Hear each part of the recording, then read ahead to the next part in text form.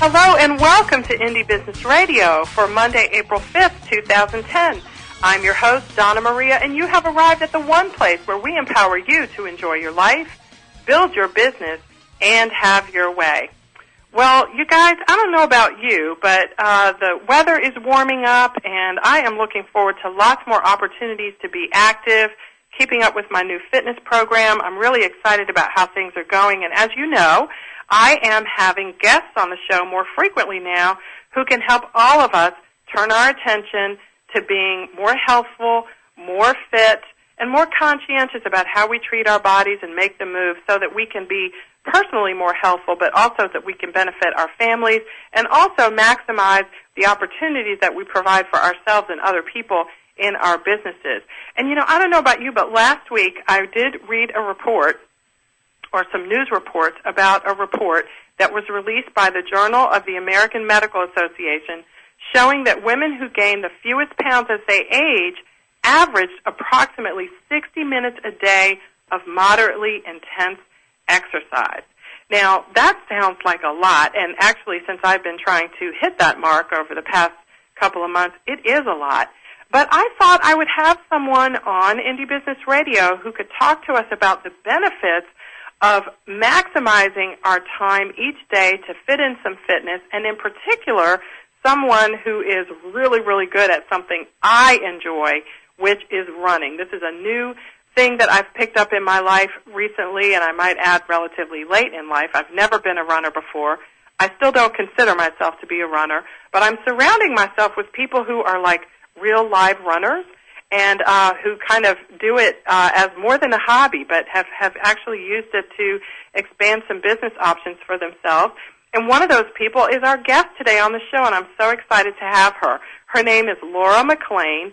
She is a marathon runner and the editor of Run Mama Run news blog. She's also the creator of the Runner Mama Medal Rack. We're going to talk to her a little bit about that. And Laura's here to share how running helps build strong families, strong business relationships, and, of course, strong bodies. And we're going to be highlighting tips for people like me who are beginner runners. Laura, welcome to Indie Business Radio. Thank you so much, Donna Marie. I'm very excited to be here as well. And first, I want to say congratulations on your running. And, by the way, you are a runner. Oh, thanks. Yes. If you're getting out there and putting one foot in front of the other, then that makes you a runner by all of my definitions. So, well, thank you, Laura. Congratulations. Thank you. That starts things off on a positive note for me. If you're listening to the show at indiebusinessradio.com, make sure that you consider joining us in our chat. Just click on the Saver Chat link right there on the homepage at indiebusinessradio.com, and you can join us and you can talk during the show, tweet out some messages about your running questions, and Laura will be here to answer those.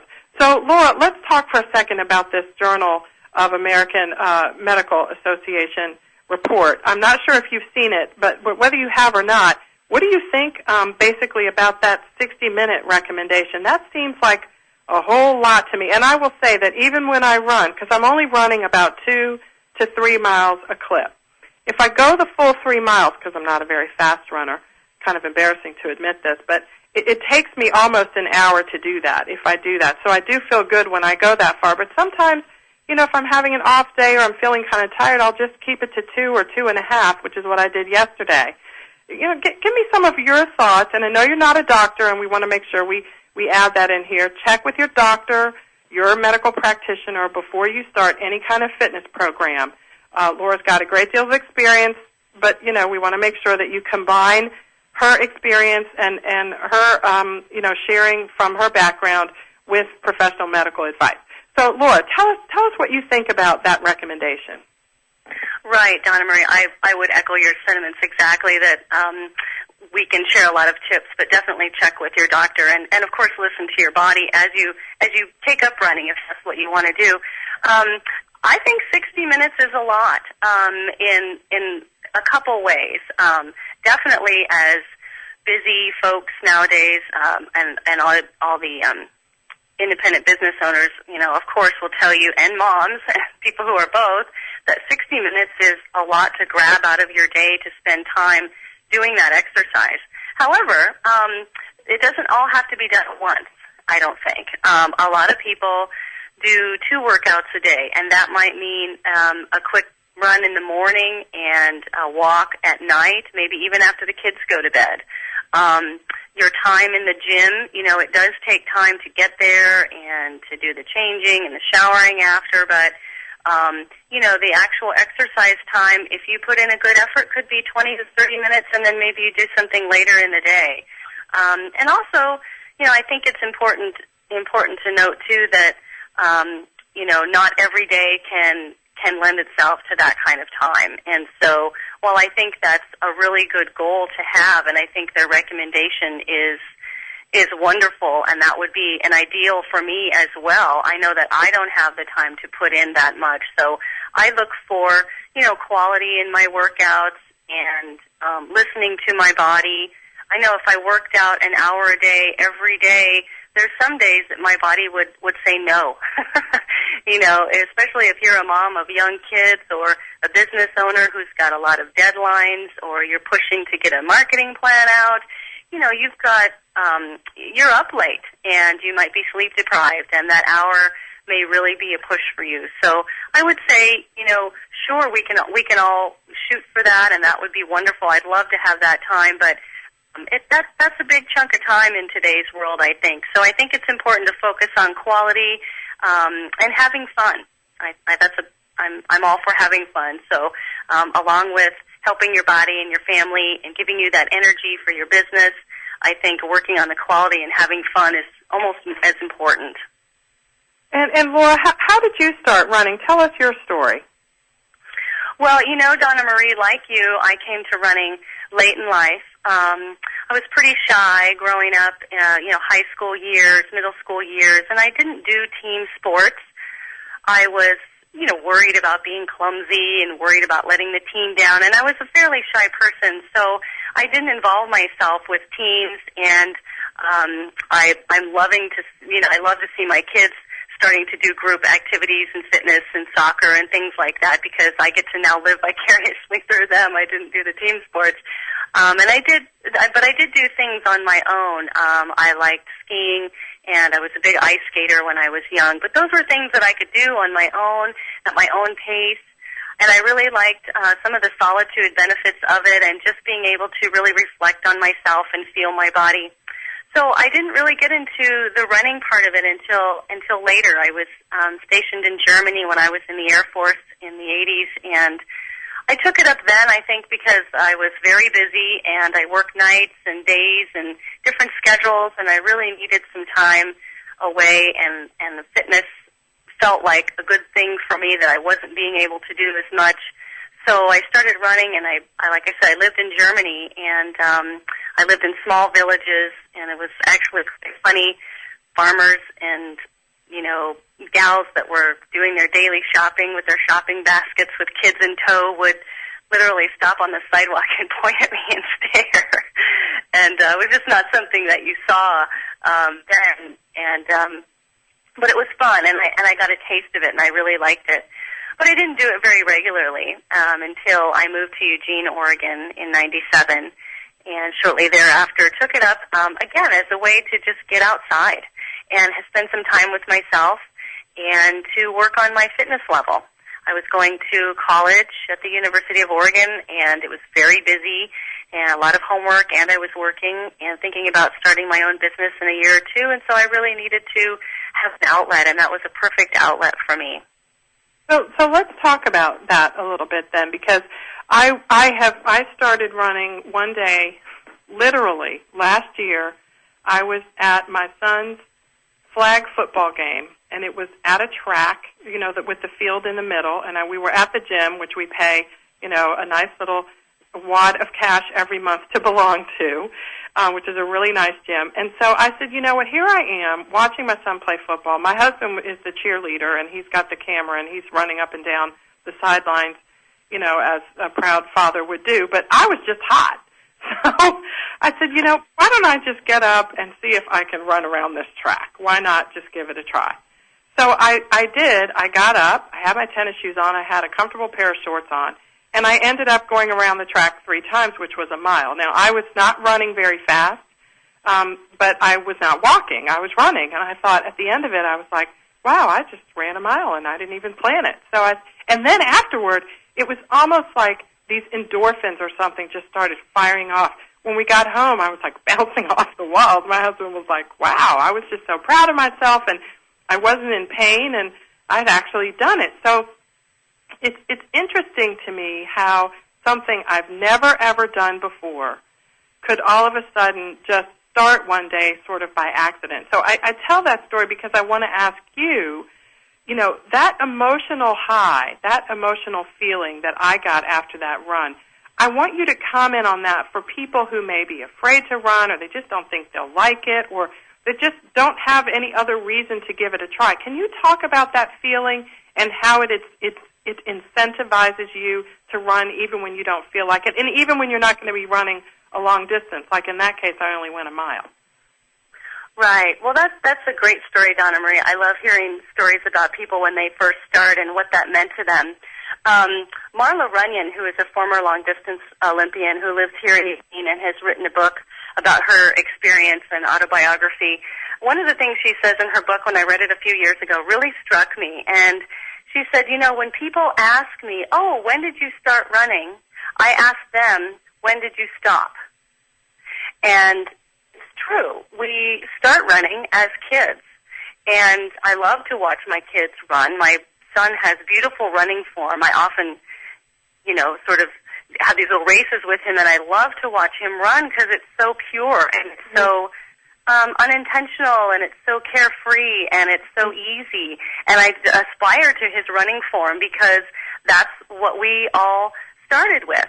So it's funny that we say, when did we start running, and how did that start for you, and how do I get started? It's almost like a coming back, really, to the running that we had when we were kids. And a lot of times when, like you said, how do you maybe motivate to get back out there, and those endorphins definitely help, as in your experience with your running, is that, you know, you can look to that, and I look back at my childhood and think about my kids and watch them and say, oh yes, I just need to tap into that former self who has always been a runner. So, but definitely I think that when people are starting out, they can have that feeling. Runner's high for me usually starts between mile 4 and mile 7. A lot of days I get out there and it's kind of drudgery at the beginning. I'm not awake yet. I'm an early morning runner. My body's, you know, still thinking about being in bed. I haven't had any coffee, and it's 25 degrees out or something in the winter. It's raining. And I really have to talk myself into it. And one of the things I mention to myself is, of course, how good I will feel after getting going, and definitely after I'm done. So that feeling that you experienced and you were bouncing off the walls when you got home, that's wonderful. And remember that when you're headed out in the morning or in the evening or whenever you have time to go, that, hey, Laura, I will have that feeling. Don't forget, when you come home, when you're done, even if it's a short run, you're going to feel that, and it feels great. It's very energizing.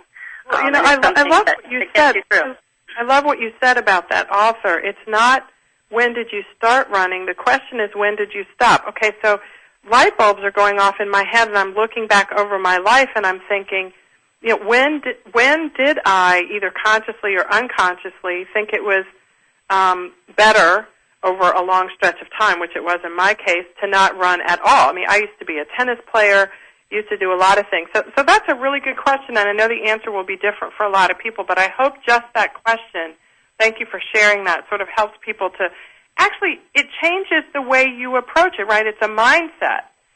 Yes. Mindset, looking at sort of almost like our responsibility to move our bodies and be as fit as we can be. We have a responsibility to do that, right? And, you know, I confess I've not been doing that, so I'm sort of preaching to myself here, but we kind of do, don't we, Laura? We do. It is a responsibility. Our bodies, you know, we think, oh, we have physical responsibility, and we're supposed to provide a home for our family and our kids and be a contributing member of society and work, but like you said, part of that is really taking care of ourselves. And Obviously, nutrition plays a big part in that. Sleep plays a big part in that. And getting out there and moving plays a big part in that. So if you can find, if you discover or rediscover, as we're talking about running, and how that makes you feel, and tap into that, you can make it fun, and it can be a fun way to partake in that responsibility, you know. Right. Really good point. So you know, we're about to go to our first break, but I do want to sort of ask you to think about over our break so we can answer this question. You know, how do people who are interested in getting started, how do they get started? What is the right way to get started? Because just to share what happened to me, like I started running and I felt so great, and I went the next day, and then I went the next day, and I was like, wow, I'm going running, and I was still doing just a mile, and I was going really slowly. But then all of a sudden, one day I came home, and my feet were totally swollen. My ankles were swollen, and I was like, I put my feet up on the bed, and I just started crying. And my husband said, well, they don't look so bad. And I said, that's not why I'm crying. I'm crying because I may never be able to run again. Mm-hmm. So it was, you know, I thought about that feeling, and then I went to a runner store, and they said, well, that's not the way to start running. But, you know, by then it had already been done. So what I want to ask you when we come back from our break, Laura, is how can we help our listeners avoid the mistake that I made? How do we get started, take care of ourselves, you know, minimize the swelling, because I've learned that can be a part of it sometimes. You were talking about ice baths on your Twitter page the other day, and, ooh, that totally scares me. So when we come back from our break, we're going to pick Laura's brain about how to get started. What are some of the mistakes we can avoid? How do we choose the right shoes? Stuff like that. If you have questions, you can post them to the chat room at indiebusinessradio.com by clicking on the chat. I'll be right back. Don't touch that mouse.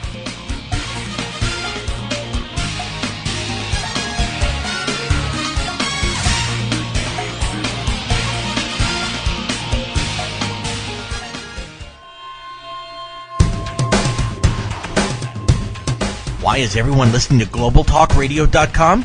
Because it's the future of talk radio. Every day, more and more people are finding Internet radio as not just an alternative media, but as a replacement to traditional AM and FM broadcast stations.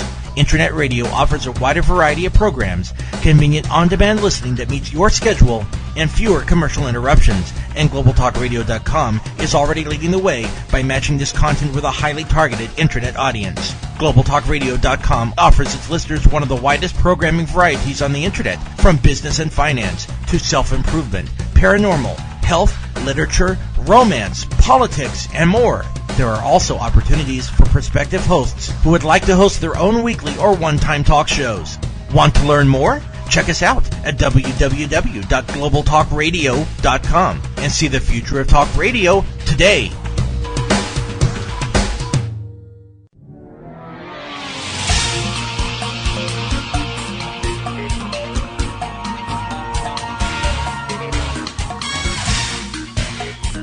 Welcome back to Indie Business Radio. My guest today is Laura McClain. She is a marathon runner and the editor of Run Mama Run News. You can connect with her on Twitter at Run Mama Run News. And she tweets about her running and most recently about a couple of ice baths that she has had to have as a result of all her running.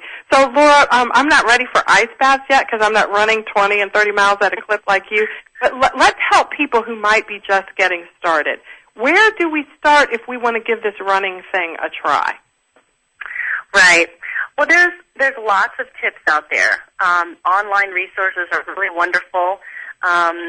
There's tons of them, and there's a great website that has a list of 100 running tips, which you can get to from my Facebook page or runmamarun.com. So you're welcome to check that out. I have a list of books and blogs and Facebook connections and things like that. But I'll talk a little bit about the things that were very important to me and my running partners as well when I first got back into running. And I'll just have to say, too, that if you end up connecting with people, which I definitely recommend, either having a running partner or getting involved with a running group or something from the gym, you'll get tips all the time. So it's an ongoing process, and it evolves.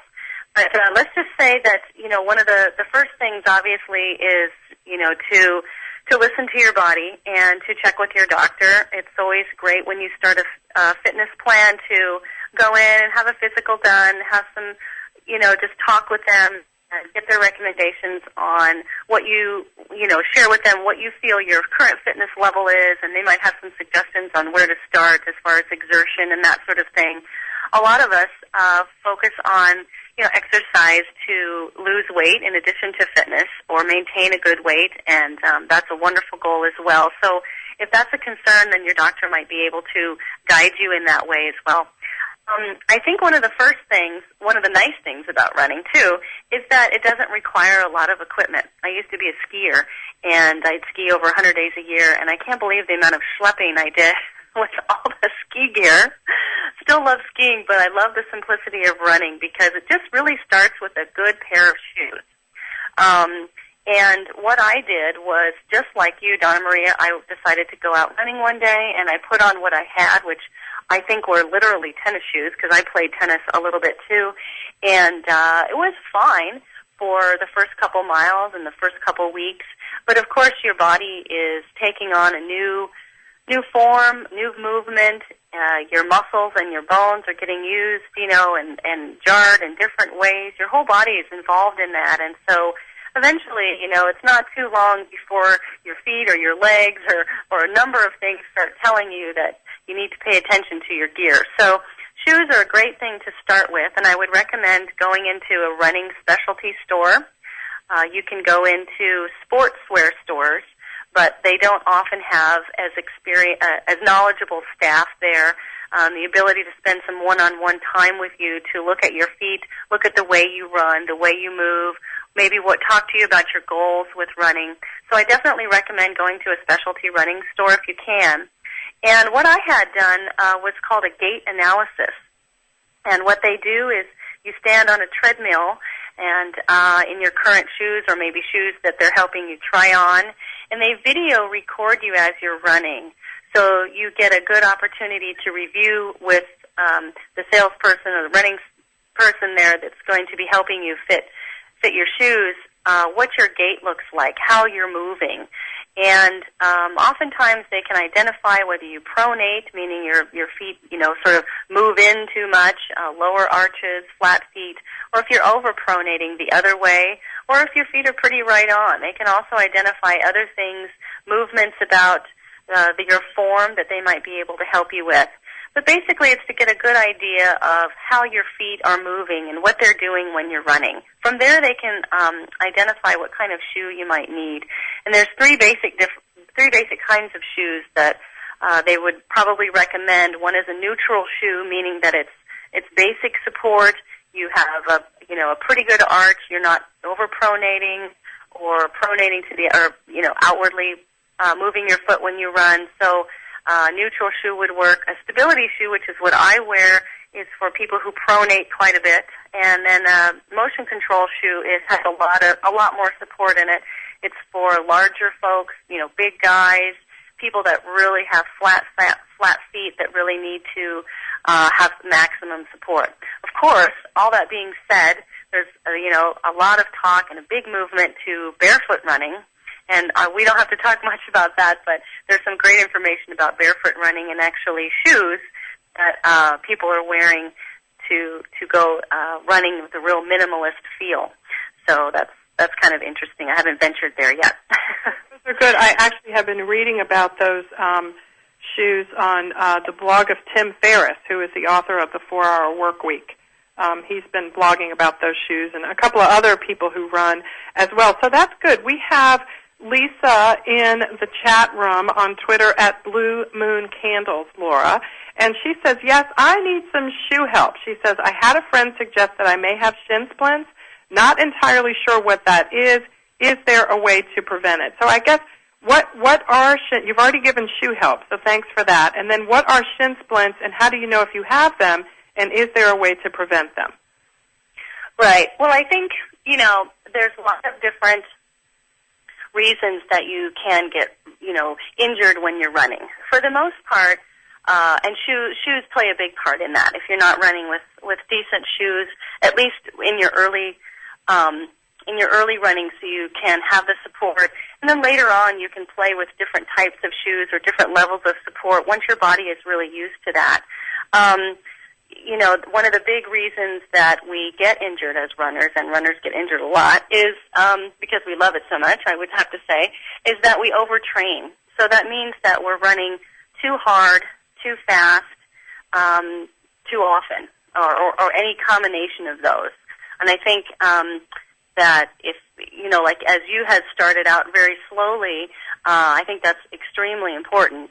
But if we tend to overdo it and overdo it too soon without the right equipment, then we can definitely get injured.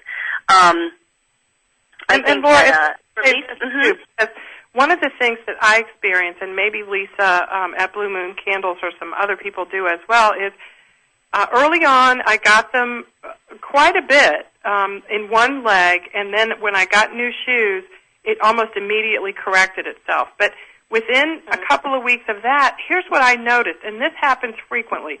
I will start my run, and for the first third of a mile to a half of a mile, I'm enjoying it. I'm doing well. Then I will start to feel a shin splint again on my left side. And you know what? When I push through that and go another quarter of a mile, half a mile or so, and don't stop, I don't speed up, I don't slow down. Sometimes I might slow down just a little bit, but I don't speed up and I don't stop. I don't go to a walk. It completely goes away. And by the end of the run, at my 2-mile mark, I'm feeling like I had, a miraculous surgery on my leg, and I'm ready to keep running a lot sometimes. So what is that? Do they go away? I mean, that puzzled me, and I thought maybe the endorphins had kicked in and I wasn't feeling the pain, but I was doing damage to my body. Can you comment on that at all? Well, I think that definitely happens to me. I haven't had shin splints. I have an array of other injuries that I've struggled with off and on.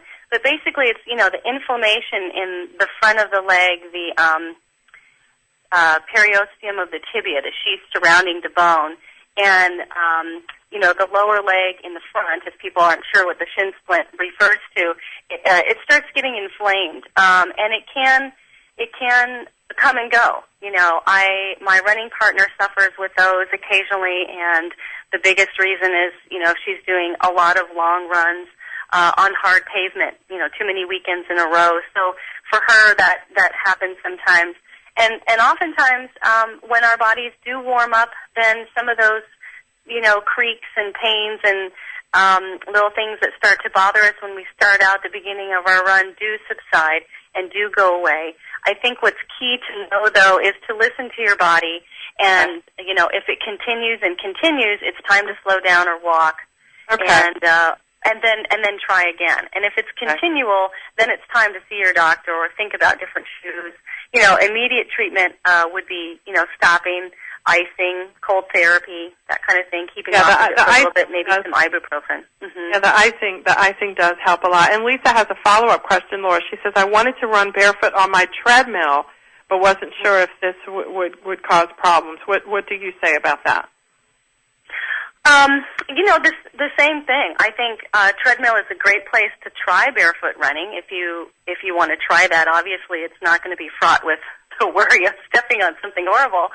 So I would say go for it and try that and see if you like it. But if like it, I mean, see if it feels good and listen to your body with that, because definitely you can read other resources about starting barefoot running. When you start that, our bodies are not used to that. We're really used to shoes. So it's definitely going to be different. When we run barefoot, we generally hit, the ground in our midsole to the front and not our heel. So it very much changes the mechanics of how you're moving your body, your legs, and your feet. And you might have one little pain subside, but you might find some others pop up. So be very and I want to mention to everyone who's interested in pursuing the barefoot running, so to speak, there is a website called Vibram5fingers.com. That's spelled Vibram, 5, the word 5, fingers.com, where these they're not, I guess you're not literally running barefoot, because these are actually things you put on your feet, but you can run in them, and they're supposed to be specially designed for quote-unquote barefoot running. I haven't tried them.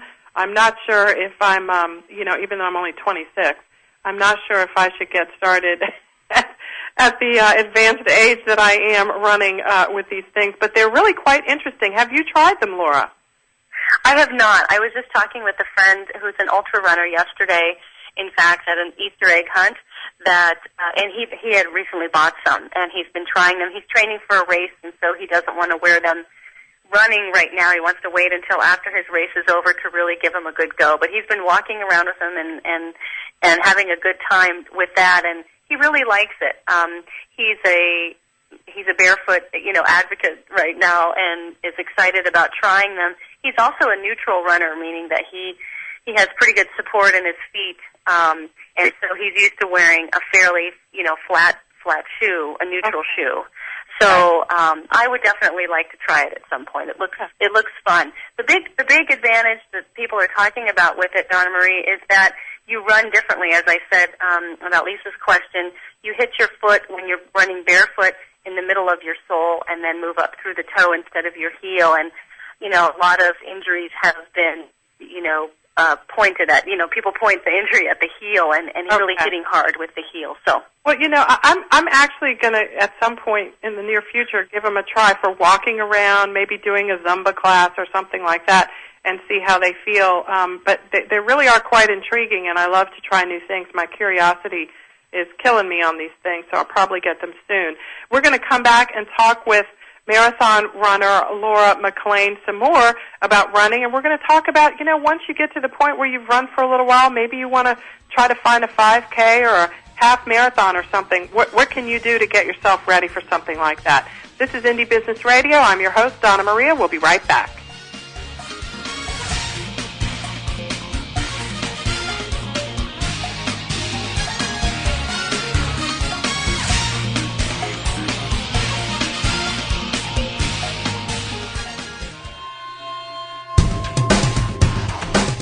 Want to stay on top of what's new in the radio industry? Sign up for a free subscription to the Future of Talk Radio, available exclusively to listeners of globaltalkradio.com, and find out what's new in the world of online radio. Listeners can find out about new shows and special guests. People with something special to offer can find out how to become a guest and how to prepare for an interview. And prospective hosts will find a valuable resource for everything from planning a new program to selecting topics and guests, recouping expenses by selling advertising, and more. Sign up today for your free subscription to the Future of Talk Radio by visiting www.globaltalkradio.com and learn about the future of talk radio today.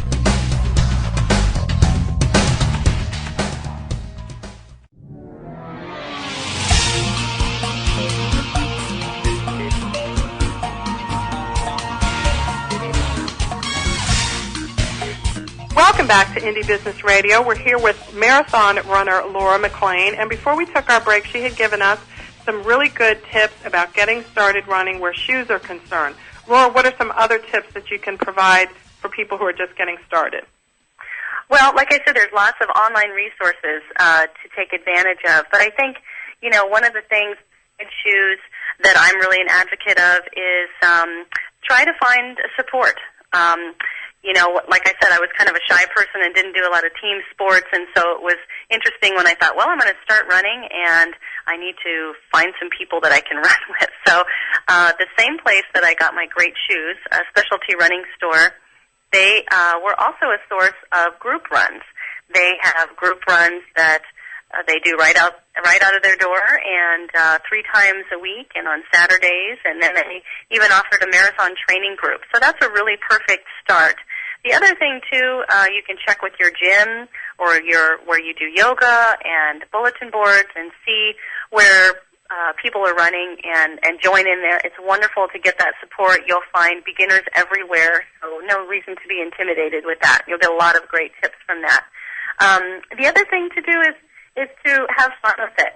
I'm a big advocate, like I said earlier, of having fun, so be sure to start out slow like you're doing. That's wonderful. Set achievable goals, and like a lot of things that we talk about when we have goals, write them down. keep a log of your running and make sure that you refer to it often and see your accomplishments. I think I want to highlight that, if I could, and dovetail on what you just said. I have been using my iPhone to keep track of my laps. Everybody at the gym said one time around was a third of a mile, so I would go 3 times around and do a mile. Last week I started using Runkeeper, which is a great iPhone app that uses GPS, and I found out that 3 times around is actually more than a mile. So I have been running more than 2 miles when I think that made me feel really good.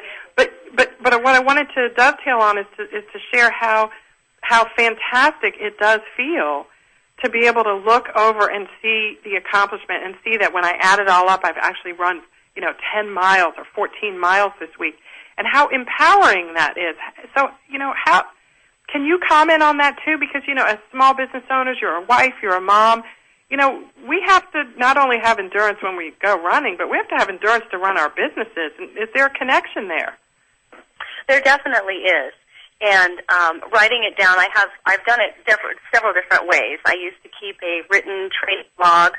I also print out a calendar every month, sometimes when I'm training for a race, put it on my bathroom door, and go ahead and write down the miles that I've done every week and every day, and the types of run I do. And it is amazing to look back at that and say, oh my gosh, I ran X amount of miles this week.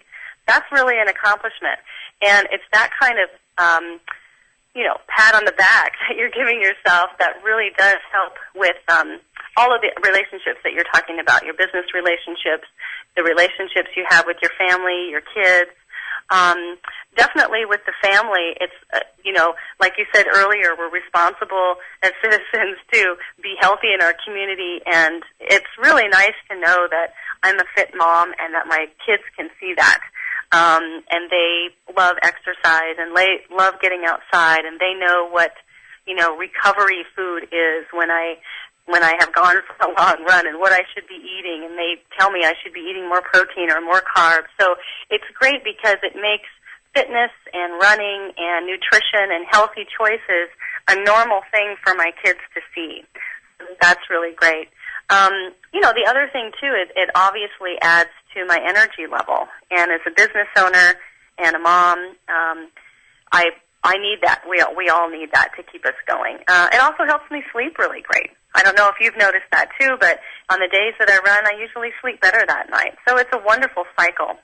And that, like you said, the sense of accomplishment is amazing. And I would say that accomplishment feeling really helps in business relationships. I know that, if I have really challenging customer or client and I've gone on a great run, or I remember I had a really challenging customer right shortly after I finished my first marathon, and I was nervous about meeting with this woman, and I thought, hey, Laura, wait a second, you just ran a marathon. You can do anything. This business meeting is going to be no sweat. So it was funny what it did for me, but it does that for me every week. It lifts my energy and it lifts my self-esteem that way. It builds confidence. And it's also a great topic of conversation when I'm meeting new clients and you're working on ice breaking and that sort of thing, meet and greet, and a lot of times it turns to fitness or running or what do you like to do in your spare time, and I often find fellow runners, and that just creates an instant bond, so it's very nice. The other thing I think it does, too, when you're a business owner is, it lets people know that you're a strong person, and it gives them a view, I think of you as really conscientious, because here you are caring about yourself, you're taking the time to be a stronger person physically, mentally, and so I think there's a little, level of respect that you get with that, and say, oh wow, well you're a runner. Well, hey, good for you. That's great. Way to, be responsible to yourself and take that time for yourself. So I think people look up to that. And I do have to say, it's gotten me a few clients because I met a wonderful customer several years ago when I was in marathon training, and we've been working 5 years together now, and he just introduced me to another sales person that he's working with, and we're building another website. My other job is website development, and And, you know, he introduced me as a marathon runner, and we were on the training team together. So all of those things really enhance my business relationships that I can tell, for sure.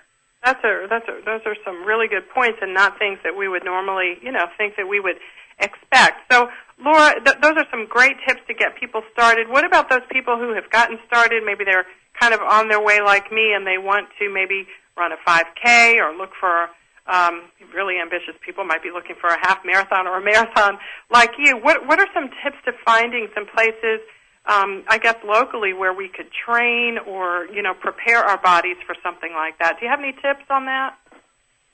Sure. Once again, I think, starting at your running store, sports store, online, even chambers of commerce, local events, websites and things like that.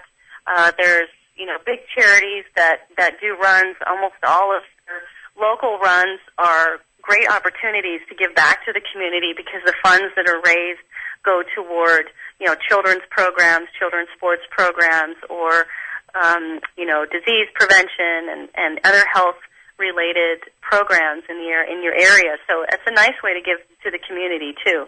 And I would say, even if one nice thing you can do, too, if you're a little leery about starting a race, is to volunteer for a race.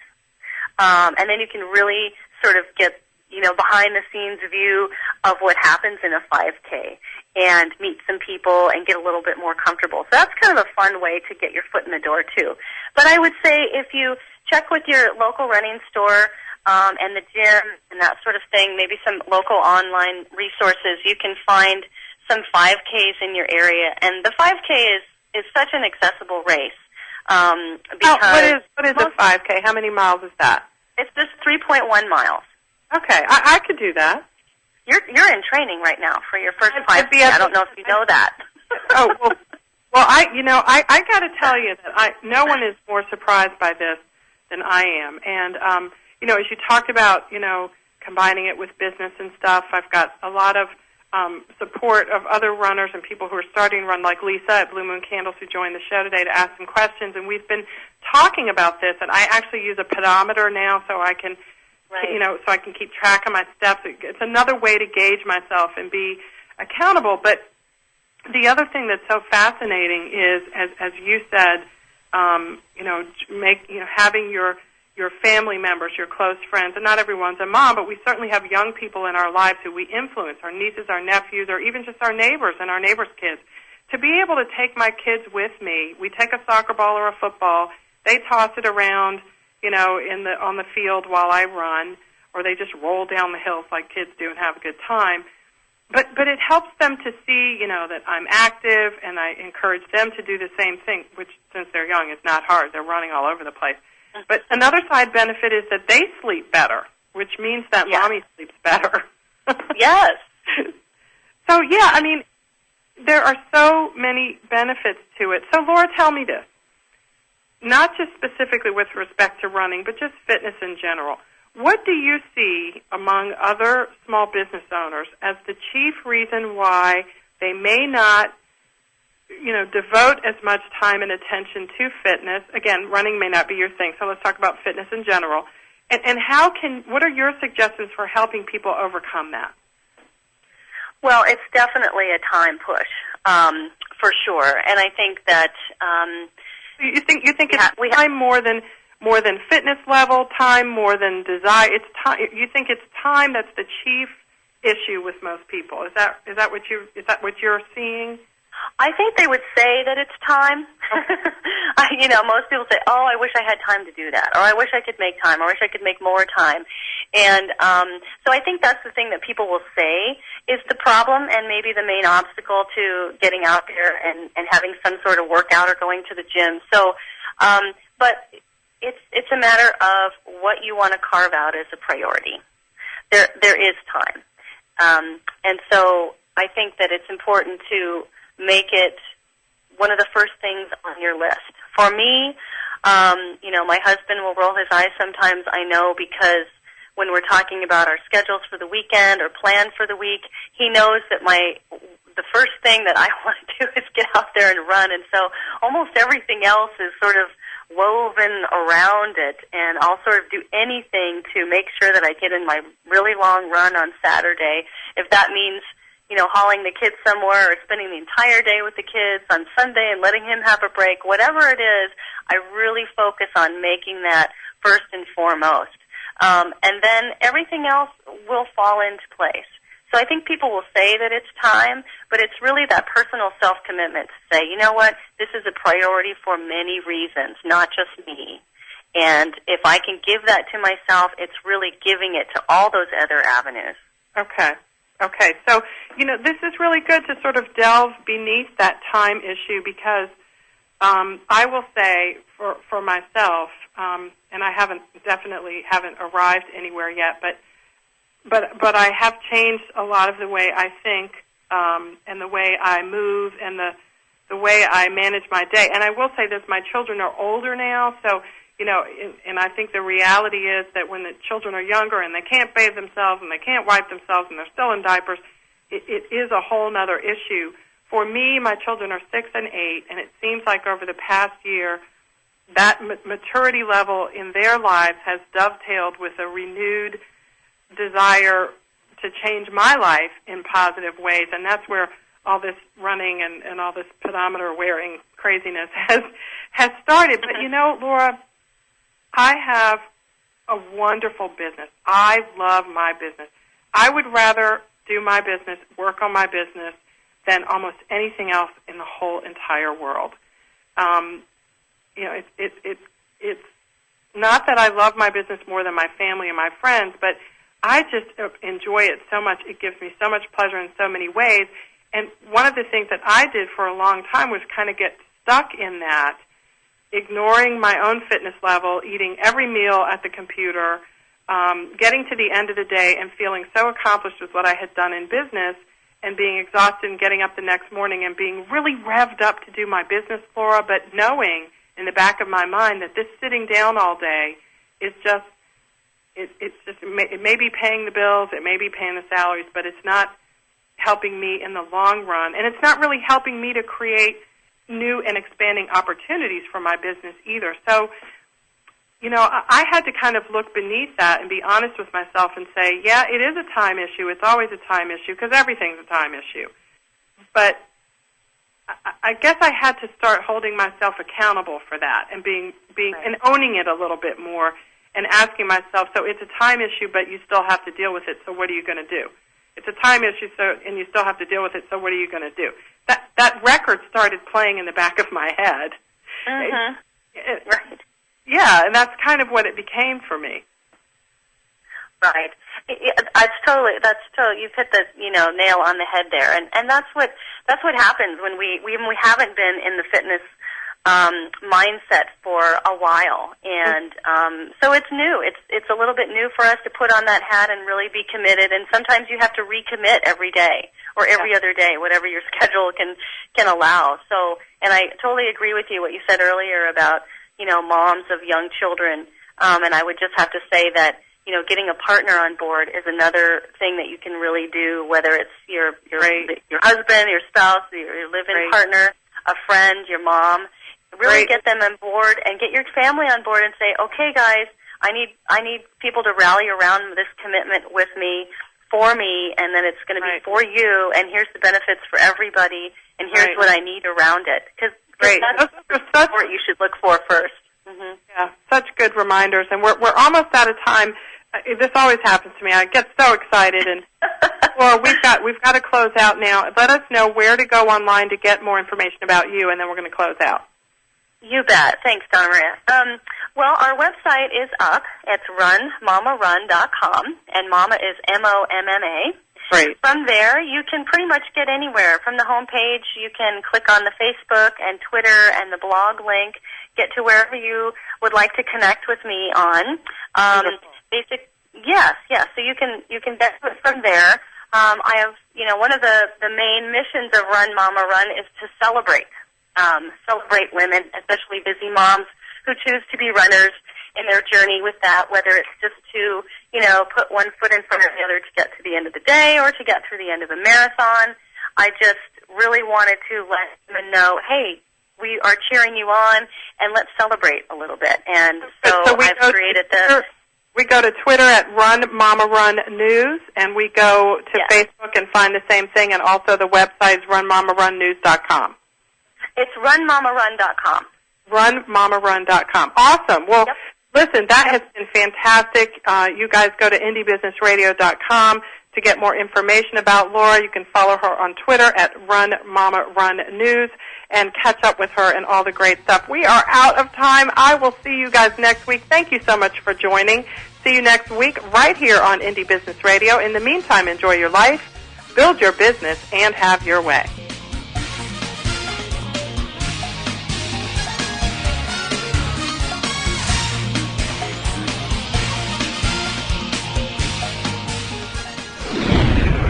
You're listening to GlobalTalkRadio.com.